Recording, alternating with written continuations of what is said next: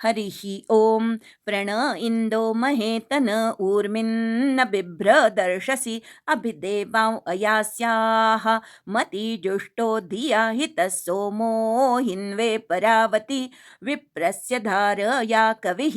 अयं देवेषु जागृविस्सुत एति पवित्र आ सोमो याति विचर्षणिः स नः पवस्व वाजयोश्चक्राणश्चारु मध्वरम् बर्हिष्मौ आविवासति स नो भगाय वायवे विप्रवीरस्य दावृधः सोमो देवेष्वायमत स नो अद्य वसुत्तये क्रतुविद्गातु वित्तमः वाजै जेषिश्रवो बृहत् सपवस्वमदाय कन्द्रुचक्षा देववीतये इन्दविन्द्राय पीतये स नो अर्षाभिदूत्यान् त्वमिन्द्राय तोषसे देवान् सखिभ्य आवरम् उत त्वामरुणौ वयं गोभिरञ्ज्मो मदायकं विनोराये दुरोवृधि अत्युपवित्रमक्रमीद्वाजिधुरन्नयामनि इन्दुर्देवेषु पत्यते समी सखायो अस्वरन् वने क्रीडन्तमत्यविम् इन्दुन्नावा अनुशता तया पवस्वधारया यया पीतो विचक्षसे इन्दोस्तोत्रे सुवीर्यम् असृग्रन् देववीतयेत्यासः कृत्व्या इव क्षरन्तः पर्वता वृधाः परिष्कृता स इन्दवो योषेव पित्र्यावति वायुं सोमा असृक्षता एते सोमास इन्दवः प्रयस्वन्तश्च मूसुताः इन्द्रं वर्धन्ति कर्मभिः आधावता सुहस्त्या शुक्रा गृह्णीतमन्थिना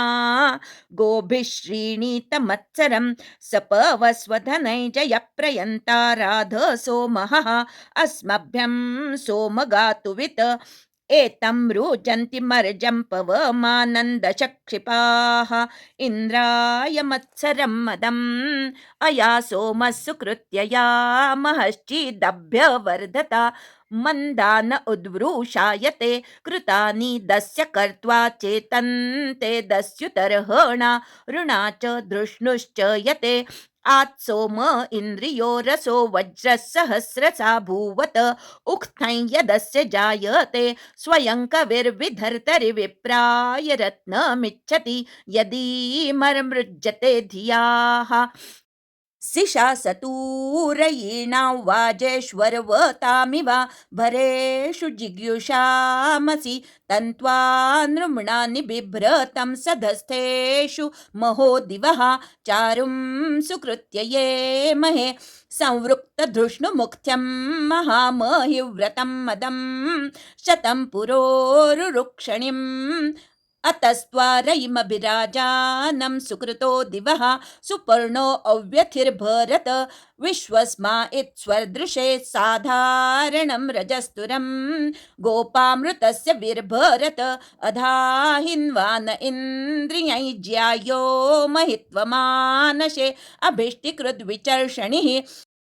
पवस्व वृष्टिमासु नोपामूर्मिन् दिवस्परि अयक्ष्मा बृहतीरिषाः तया पवस्व धारया यया गाव इहागमन्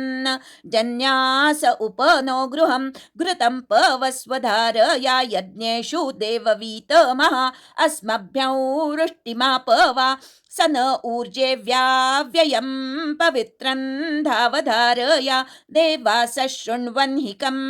पवमानो असिषदद्रक्षांस्यपजङ्घनत प्रत्नवद्रोचयन् ऋचाः उत्तेषुष्मास ईरते सिन्धोरूर्मेरिवस्वनः वाणस्य चोदयापविं प्रसवेत उदीरते तिस्रो वाचो मखस्युवाः यदव्य एषि सानवि अव्यो वारे परिप्रियं हरिं हिन्वन्त्यद्रिभिः पवमानं मधुश्च्युतम् आपवस्वमदिन्तमपवित्रं धारया कवे अर्कस्य योनिमासदम् सपवस्वमदिन्तमगोभिरैजानो अक्तुभिः इन्दविन्द्राय पीतये अध्वर्यो अद्रिभिः सुतं सोमं पवित्र आसृजा पुनीहीन्द्राय पातवे दिवः पीयूषमुत्तमं सोममिन्द्राय वज्रिणे सुनोता मधुमत्तमं तवत्य इन्दो अन्धसो देवा मधुर्व्यश्नते पवमानस्य मरुताः त्वं हि सोमवर्धयन् सुतो मदाय भूर्णये वृषंस्तोतारमूतये अभ्यर्ष विचर्षण पवित्रं धारया सुतः अभिवाजमुतश्रवाः परिद्युक्षः सनद्रयिर्भरद्वाजन्नो अन्धसा सुवानो अर्ष पवित्र आ तव प्रत्नेभिरध्वभिरव्यो वारे परिप्रियः सहस्रधारो यातना चरुर्नयस्तमीङ्खयेन्दो न दानमीङ्खया वधैर्वधस्नवीङ्खया निशुष्ममिन्दवेषां पुरुहूतजनानां यो अस्मौ आदिदेशति शतन्न इन्द ऊतिभिः सहस्रं वा शुचीनां पवस्वमौहयद्रयिः उत्ते शुष्मासो अस्थू रक्षो भिन्दन्तो अद्रिवः नुदस्वयाः परिस्पृधाः अयानि जग्निरोजसारथसङ्गे धने हिते स्तवा अविभ्युषा हृदा अस्य व्रतानि नादृशे पवमानस्य दूढ्या रुजयस्त्वा पृतन्यति तं हिन्वन्ति मदच्युतं हरिन्नदीषु वाजिनम् इन्दुमिन्द्राय मत्सरम् अस्य प्रत्नामनुद्युतं शुक्रन्दुदुर्रे अहरयः पयः सहस्रसामृषिम् अयं सूर्य इवोपदृगयं सरांसि धावति सप्तप्रवत आदिवम् अयं विश्वानि तिष्ठति पुनानो भुवनोपरि सोमो देवो न सूर्याः परिणो देववीतये वाचां मर्षसि गोमतः पुनान इन्दविन्द्रयुः यमै यवन्नो अन्धसा पुष्टं पुष्टं परिस्रवा सोमविश्वाच सौभगा इन्दो यथा तवस्तवो यथा ते जातमन्धसः निबर्हिषि प्रिये सतः उत नो गोविदश्ववित् पवस्व सोमान्धसा मक्षूतमेभिरहभिः योजिनाति न जीयते हन्ति शत्रुमभीत्या सपवस्व सहस्रजित परिसोमऋतं बृहदाशुः पवित्रे अर्षति विघ्नं रक्षांसि देवयुः यत्सोमो वाजमर्षति शतन्धारा अपस्युवाः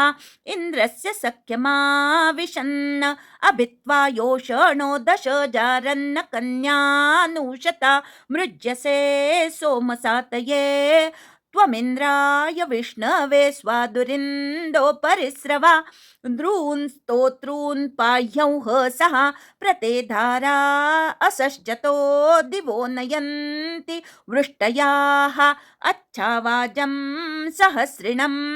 अभिप्रियाणि काव्या विश्वा चक्षाणो अर्षति हरिस्तुजान आयुधा समरमृजान आयुभिरिभो राजेव सुव्रतः श्येनो नवौ सुषीदति स नो विश्वा दिवो वसूतो पृथिव्या अधि पुनान इन्दवाभरा तरत्समन्दी धावति धारा सुतस्यान्धसः तरत्समन्दी धावति उस्रावेदवसूनां मर्तस्य देव्यवसः तरत्समन्दी धावति ध्वस्रयोः पुरुषन्त्योरा सहस्राणि दद्महे तरत्समन्दी धावति आययोस्त्रिंशतन्तना सहस्राणि च दद्महे तरत्समन्दी धावति पवस्व गोजिदश्वजिद् विश्वजित् सोमरण्यजित् प्रजावद्रत्नमाभरा पवस्वाद्भ्यो अदाभ्यः पवस्वौषधीभ्यः पवस्वधिषणाभ्यः त्वं सोम पवमानो विश्वानि दुरितातरा कविस्सीद निबर्हिषि पवमानस्वर्विदो जायमानो भवो महान् इन्दो विश्वाौ अभिदसि प्रगायत्रेण गायत पवमानौ विचर्षणिम् इन्दुं सहस्रचक्षसं तन्त्वा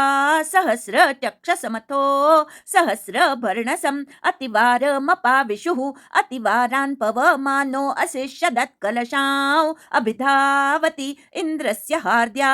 विशन्न इन्द्रस्य सोमराधशेषं पवस्व विचर्षणे प्रजावद्रेत आभरा अयावीति परिस्रवयस्त इन्दो मदेश्वा अवाहन्नवतीर्नवा पुरः सद्य इत्थाधीये दिवो दासाय शम्बरम् अधत्यन्तुर्वशं यदुं परीणो अश्वमश्वविद् गोमदिन्दो हिरण्यवत् क्षरा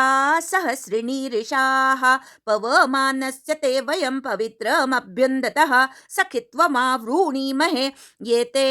पवित्रमूर्मयो भिक्षरन्ति धारया तेभिर्नः सोममृळया स नः पुनान आभर रयुं वीरवतीमिषम् ईशानः सोम विश्वताः एतमुत्यन्तशक्षिपो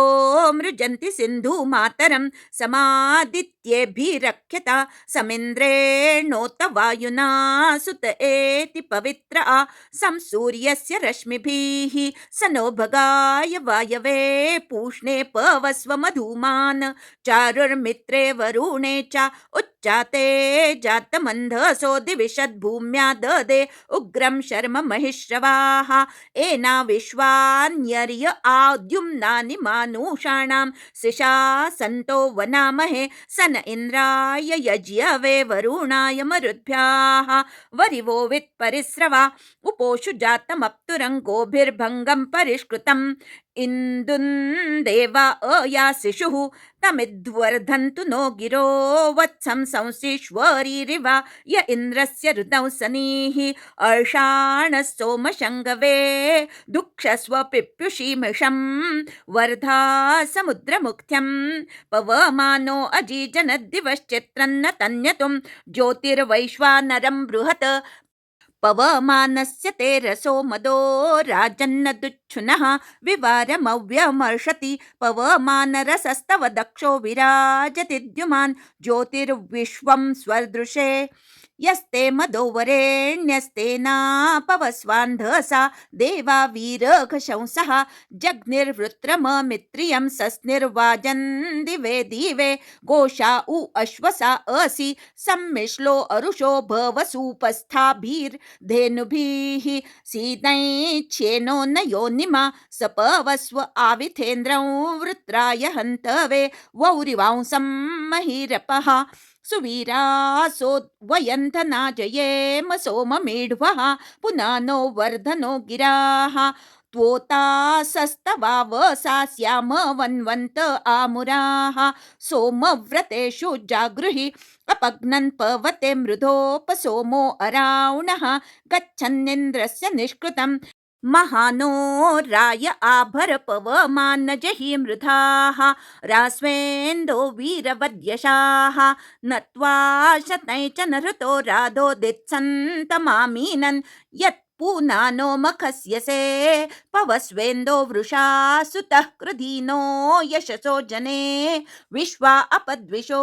जहि अस्य ते सख्ये वयन्तवेन्दोद्युम्न उत्तमे सा सह्याम पृतन्यतः याते भीमान्यायुधातिग्मानि सन्ति दूर्वणे रक्षा समस्य नो निदः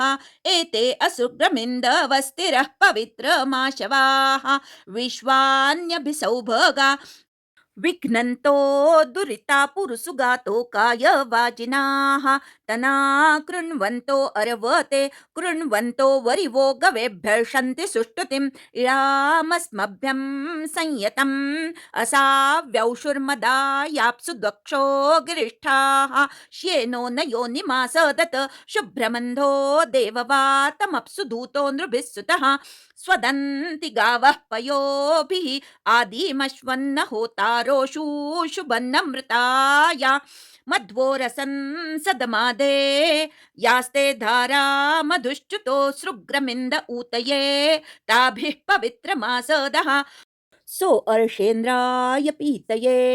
तिरो रोमाण्यव्यया सीदन्यो नावनेष्वा त्वमिन्दो परिस्रवस्वादिष्ठो अङ्गिरोभ्यः वरिवो विद्घृतं पयाः अयं विचर्षणिर्हितः पवमानः सचेतति हिन्वा न आप्यं बृहत् एष वृषा वृषव्रतः पवमानो अशस्तिः करद्वसूनिदाशुषे आपवस्व सहस्रिणं रयिङ्गोमन्तमश्विनं पुरुश्चन्द्रं पुरुस्पृहम् एषस्य परिशिच्यते मर्मृज्यमान आयुभिः उरुगायः कविक्रतुः सहस्रोतिशतामघो विमानो रजसः कविः इन्द्राय पवते मदाः गिरा जात इह स्तुत इन्दुरिन्द्राय धीयते वीर्यो नावसति विवा पवमानः सुतो नृभिः सोमो वाजमिवासरत चमूषु शक्मनात् सदम् तन्त्री पृष्ठे त्रिवन्धुरे रथे युञ्जन्ति यातवे ऋषीणां सप्तधीतिभिः तं सोतारो धनस्पृतमाशुं वाजाय यातवे हरिं हिनोत वाजिनम् आविवशन् कलशं सुतो विश्वा अर्षन्नभिश्रियाः शूरो नभोषु तिष्ठति आत इन्दो मदाय कम्पयो दुहन्त्यायवाः देवा देवेभ्यो मधु आनः सोमं पवित्र आसृजता मधुमत्तमं देवेभ्यो देवश्रुत्तमम् एते सोमा असृक्षत गृणाना श्रवसे महे मदिन्तमस्य धारया अभिगव्यानि वीतये नृम्णा पूनानो अर्षसि सनद्वाजः परिस्रवा उत नो गोमतीरिषो विश्वा अर्षपरिष्टुभाः गृणानो जमदग्निना पवस्व वाचो अग्रियः सोम चित्राभिरुतिभिः अभिविश्वानि काव्या त्वं समुद्रिया अपोग्रियो वाच ईरयन् पवस्व विश्वमेजया तुभ्येमा भुवना कवे महिम्ने सोमतस्थिरे तुभ्यमर्षन्ति सिन्धवः प्रते दिवो न वृष्टयो धारायन्त्यः षष्ठताः अभिशुक्रामुपस्थिरम् इन्द्रायेन्दुं पुनीतनो ग्रन्थक्षाय साधनम् ईशानौ वीतिराधसम् पवमानऋतः कविः सोमः पवित्रमासदत दधत्स्तोत्रे सुवीर्यम् आपवस्व सहस्रिणं रयिं सोम सुवीर्यम् अस्मे श्रवांसि धारया इषमूर्जै च पिन्वस इन्द्राय मत्सरिन्तमः चमूष्वा निषीदसि सुत इन्द्राय विष्णवे सोमः कलशे अक्षरत मधुमौ अस्तु वायवे एते असृग्रमाशवोतिवरांसि बभ्रवाः सोमारुतस्य धारया इन्द्रौ वर्धन्तो अप्तुरः कृण्वन्तो विश्वमार्यम् अपघ्नन्तो अरावणः सुता अनुस्वमा रजोभ्यर्षन्ति बभ्रवाः इन्द्रं गच्छन्त इन्दवः अयापवस्व धारया यया सूर्यमरोचयः हिन्वानो मानुषीरपः अयुक्तसूर एतशं पवमानो मनावधि अंतरिक्षेण यातवे उतत्याहरितो दशसूरो अयुक्त यातवे इन्दुरिन्द्र इति ब्रुवन् परीतो वायवे सुतङ्गिर इन्द्राय मत्सरम् अव्यो वारेषु सेचता पवमान विदारयिमस्मभ्यं सोमदुष्टरं यो दूणाशो वनुष्यता अभ्यर्ष सहस्रिणं रयिङ्गोमन्तमश्विनम् अभिवाजमुतश्रवाः सोमो देवो न सूर्यो द्रिभिः पवते सुतः दधानः कलशे रसम् एते धामान्यार्या शुक्राऋतस्य धारया वाजङ्गोमन्तमक्षरन् सुता इन्द्राय वज्रिणे सोमासो दद्या शिरः पवित्रमत्यक्षरन् प्रसोम मधुमत्तमो राये अर्ष पवित्र आ मदो यो देववीतमः तमीमृजन्त्यायवो हरिन्नदीषु वाजिनम् इन्दुमिन्द्राय मत्सरम् आपवस्व हिरण्यवत् अश्वावत् सोमवीरवत् वाजङ्गोमन्तमाभरा परिवाजेन वाजयुमव्यो वारेषु सेचता इन्द्राय मधुमत्तमं कविं ब्रूचन्ति मर्जन् धीभिर्विप्रा अवस्यवाः वृषाकनिक्रदर्शति वृषणन्धीभिरप्तुरं सोमामृतस्य धारया मती विप्राः समस्वरन् पवस्व देवायुषगिन्द्रं गच्छतु ते मदाः वायुमारोह धर्मणा पवमाननितोषसेरयिं सोमश्रवायं प्रियः समुद्रमावीश अपघ्नन् पवसे मृधः क्रतुवित्सो ममत्सरः नुदस्वादेव युञ्जनं पवमाना असृक्षत सोमा शुक्रास इन्दवः अभिविश्वानि काव्या पवमाना स आशवशुभ्रा असृग्रमिन्दवः घ्नन्तो विश्वा अपद्विषाः पवमाना दिवस्पर्यन्तरिक्षादसृक्षता पृथिव्या अधिसानवी पुनः न सोमधारयेन्दो विश्वा अपसृधाः जहि रक्षांसि सुक्रतो अपघ्नन् सोमरक्षसोऽभ्यर्षकनिक्रदत द्युमन्तं शुष्ममुत्तमम् अस्मे वसूनि धारय सोम दिव्यानि पार्थिवा इन्दो विश्वानि वार्या वृषा सोमद्युमाौ असि वृषा देववृषव्रतः वृषा धर्माणि दधिषे वृष्णस्ते वृष्ण्यं शवो वृषा वनौ वृषा मदाः सत्यं वृषन् वृषे दसि अश्वो न चक्रदो वृषा संगा इन्दो समर्वतः विनो राये दुरो वृधि असृक्षत प्रवाजिनो गव्या सोमासो अश्वया शुक्रासो वीरया शवाः शुम्भमाना ऋतायुभिर्मृज्यमाना गभस्त्योः पवन्ते वारे अव्यये ते विश्वादाशुषे वसुसोमा दिव्यानि पार्थिवा पवन्तामान्तरिक्ष्या पवमानस्य विश्ववित्प्रते सर्गा असृक्षता सूर्यस्येव न रश्मयाः केतुं कृण्वन् दिवस्परिविश्वा रूपाभ्यर्षसि समुद्रः सोमपिन्वसे हिन्वानो वाच मिष्यसि पवमान विधर्मणि अक्रान् देवो न सूर्याः इन्दुः पविष्टचेतनः प्रियः कवीनां मति सृजदश्वं रथिरीवा ऊर्मिर्यस्ते पवित्र आदेवाविः पर्यक्षरत सीदनृतस्य योनिमा स नो अर्षपवित्र आमदो यो देववीतमः इन्दविन्द्राय पीतये इषे पवस्वधारया मृज्यमानो मनीषिभिः इन्दो रुचाभिगा इहि पुनानो वरीवस्कृद्यूर्जै जनाय गिर्वणः हरे सृजान आशिरम् पुनानो देववीतय इन्द्रस्य याहि निष्कृतं द्युतानो वाजिभिर्यतः प्रहिन्वानास इन्दवोच्छा समुद्रमाशवाः धिया जूता असृक्षता मर्मृजानास आयवो वृथा समुद्रमिन्दवः अग्मनृतस्य योनिमा परिणो याह्यस्मयुर्विश्वा वसून्योजसा पाहि नः शर्म वीरवत मिमातिवह्निरेतशः पदयुजानरुक्वभिः प्रयत्समुद्र आहीतः आयद्योनिं हिरण्ययमाशुरृतस्य सीदति जहात्यप्रचेतसः अभिवेना अनूषते यक्षन्ति प्रचेतसः मज्जन्त्यवीचेतसः इन्द्रायेन्दो मरुत्वते पवस्व मधुमत्तमः ऋतस्य योनिमासदम् तन्त्वा विप्रावचो विदः परिष्कृण्वन्ति वेधसाः सन्त्वा मृचन्त्यायवाः रसन्ते मित्रो अर्यमा पिबन्ति वरुणः कवे पवमानस्य मरुताः त्वं सोम विपश्चितं पुनानो वाचमिष्यसि इन्दोः सहस्रभर्णसम् उतो सहस्रभर्णसं वाचं सोममखस्युवं पुनान इन्दवाभरा पुनान इन्दवेषां पुरुहूतजनानां प्रियः समुद्रमावीश दविद्युतत्या रुचा परिष्टो भन्त्या कृपा सोमा शुक्रा गवा शिरः हिन्वानो हेतृभिर्यत आवाजौ वाज्यक्रमीत सीदन्तो वनुषो यथा हृदक्सोमस्वस्तये